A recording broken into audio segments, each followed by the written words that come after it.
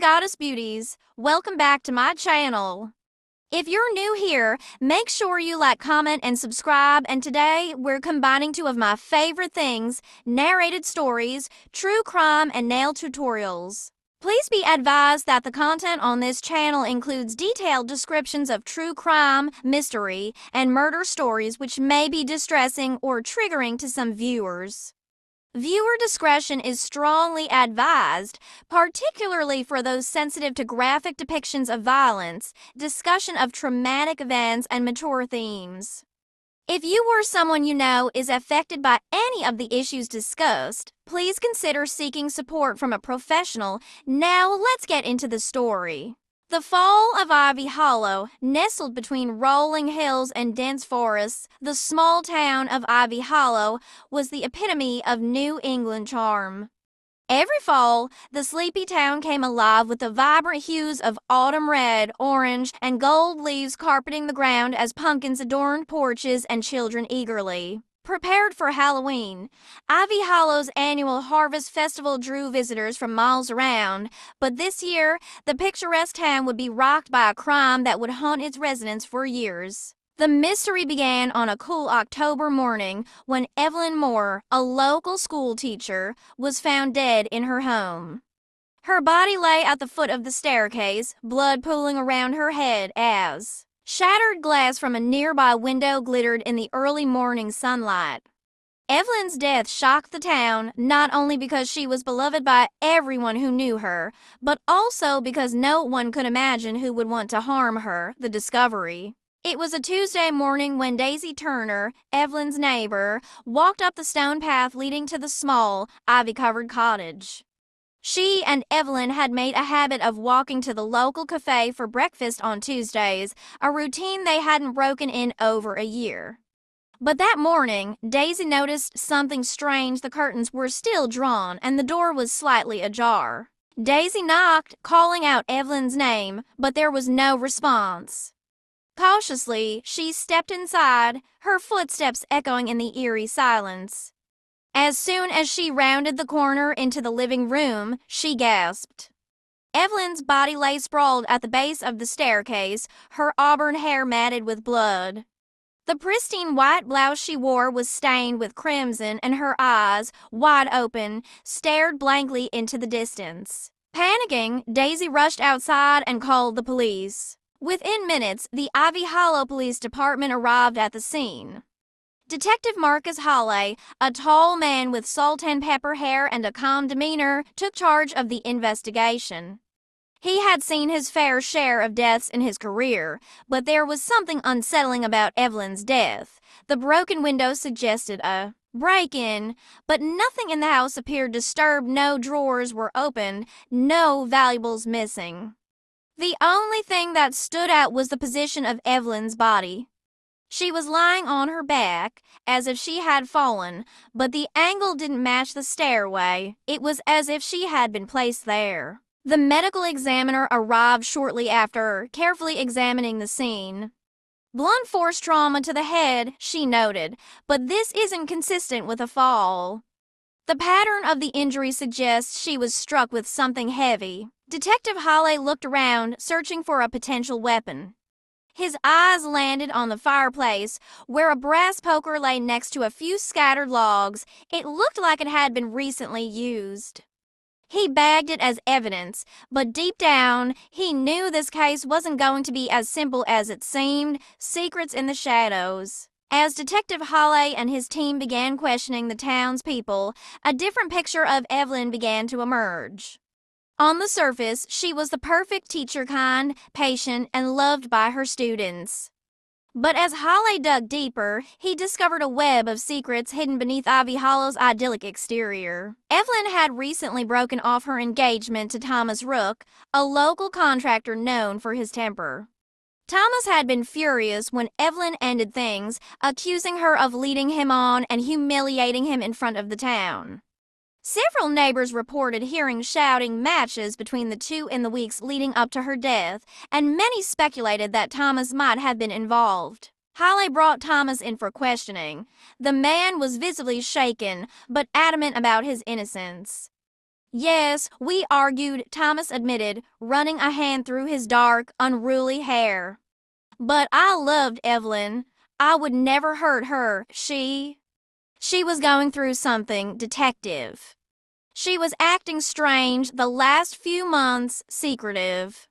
I don't know what it was, but something changed her. Thomas's words planted a seed of doubt in Hale's mind. If Evelyn had been hiding something, what could it have been? A new lead. As the investigation continued, a new lead emerged. An anonymous tip came in from a local who claimed they saw someone leaving Evelyn's house the night before her body was found. The witness described the figure as wearing a long, dark coat and a hat pulled low over their face, making it impossible to identify them. The description wasn't much to go on, but it was the first solid lead Holly had received. The tipster also mentioned hearing raised voices coming from the house, but it was too muffled to make out any details. This new information didn't match up with Thomas's alibi. He had been working late on a construction project outside of town and had several co-workers who could confirm his whereabouts. With Thomas seemingly in the clear, Holly began to look elsewhere. He turned his attention to Evelyn's colleagues at the school. He learned that Evelyn had recently clashed with another teacher, Linda Harris. Linda had been at the school for nearly a decade and had expected to be promoted to the head of the English department. But when Evelyn, a newcomer, was offered the position instead, rumors began swirling about tensions between the two women. Holly decided to pay Linda a visit. An unexpected twist. Linda was cooperative when Holly arrived at her modest home just outside of town. She admitted to being upset about losing the promotion, but denied any involvement in Evelyn's death. "We had our disagreements," Linda said, her voice calm and measured, "but I respected Evelyn. She was a brilliant teacher and the students loved her. I'm devastated by what's happened." As Holly pressed her for more information, something caught his eye. On the edge of the kitchen table was a stack of letters handwritten and addressed to Evelyn. Holly asked to see them, and Linda hesitated before handing them over. The letters were passionate, filled with declarations of love and obsession, but they weren't signed. "Where did you get these?" Holly asked. Linda sighed. "They were left in Evelyn's classroom a few weeks ago." She didn't know who was sending them, but she was scared.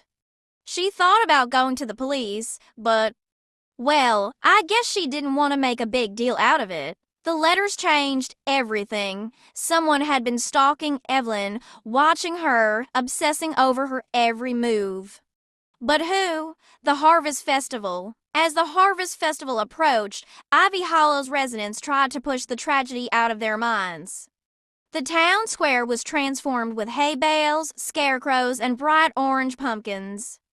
But the festive atmosphere couldn't shake the dark cloud that hung over the town. Holly continued to dig into Evelyn's life, but every lead seemed to lead to a dead end until the night of the festival. That evening, as the sun set and the town gathered in the square for the annual bonfire, Holly received a call from the forensics team. They had analyzed the brass poker found at the crime scene and discovered traces of fingerprints that didn't belong to Evelyn or Thomas. The prints matched a man named Ryan Fletcher, a local handyman who had done some work on Evelyn's house the previous summer. Holly immediately recognized the name. Ryan had been in and out of trouble with the law for years, mostly for petty theft and trespassing. Holly raced to the festival, scanning the crowd for Ryan. It didn't take long to spot him. He was standing near the edge of the bonfire, watching the flames flicker and dance with an unsettling intensity, the confession. Holly approached Ryan carefully, pulling him aside under the pretense of asking him some questions about Evelyn's house repairs. At first, Ryan was calm, even helpful, but as Holly began to probe deeper, mentioning the letters and the fingerprints, Ryan's demeanor shifted. "I didn't mean to hurt her," Ryan blurted out suddenly, his voice trembling. "I loved her. I've loved her for years.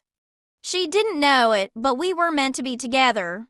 I watched her, I watched her live her life, and I thought she was waiting for me." Ryan's confession spilled out in a torrent of emotion.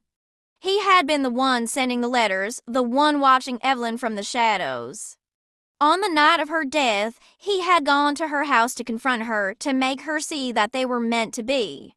But when Evelyn rejected him, when she screamed at him to leave, something inside him snapped.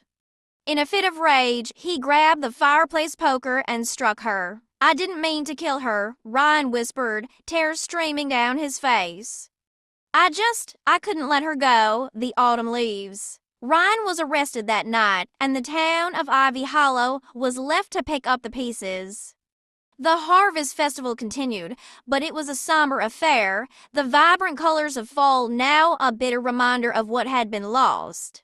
As the leaves continued to fall and the air grew colder, the townspeople of Ivy Hollow tried to move on.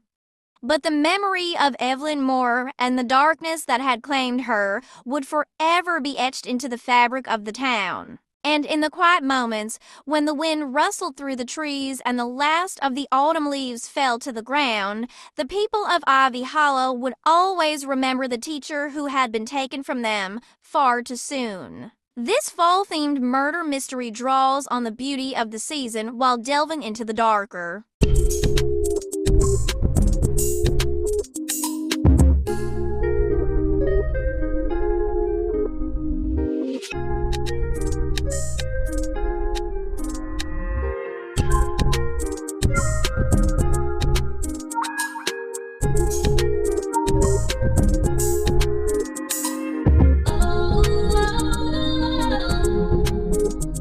Thanks for sticking around for this nail tutorial while we dived into some intriguing stories.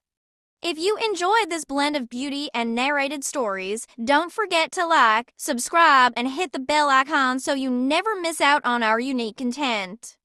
Share your nail art results and favorite moments from today's story in the comments below. Until next time, stay creative and stay curious.